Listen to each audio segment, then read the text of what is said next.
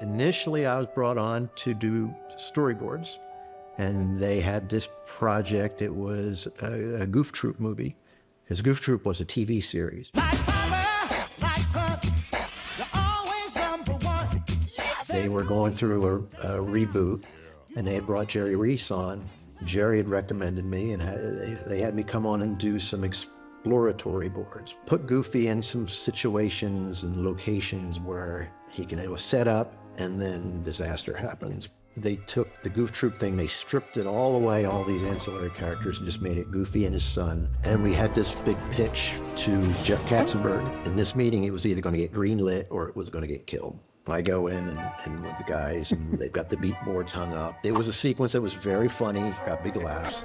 Some assistant comes in and lines up all these Diet Cokes for Jeffrey, and whether he was going to drink them or throw them, I don't know. And just how nervous and frightened everybody was. Jeffrey's coming, Jeffrey's coming. He comes in a big rush, and he's got all these people around him writing down everything he says. And he sits down, and he's looking, and I get 4 panels in, and he goes, "Hang on a second. Is this how this whole thing's going to be?" And I'm like, "What do you mean?" He says, "Is it all going to be gags?" And I said, "Well," and Gary Kreisel, who was the president of the division, he jumps in there and he goes, "Yeah, well, this was some Goofy syndrome," and he cuts him off. Says, "No, I don't want to see this. Anybody can do this. I don't need to see this." He goes, "I want to see the heart. I want to see the heart." So I'm standing there. Now I didn't realize it because I'm showing the boards, but he had scanned that entire board in the time it took me to do those 4 panels. So he saw where that was going, and he was like, "No."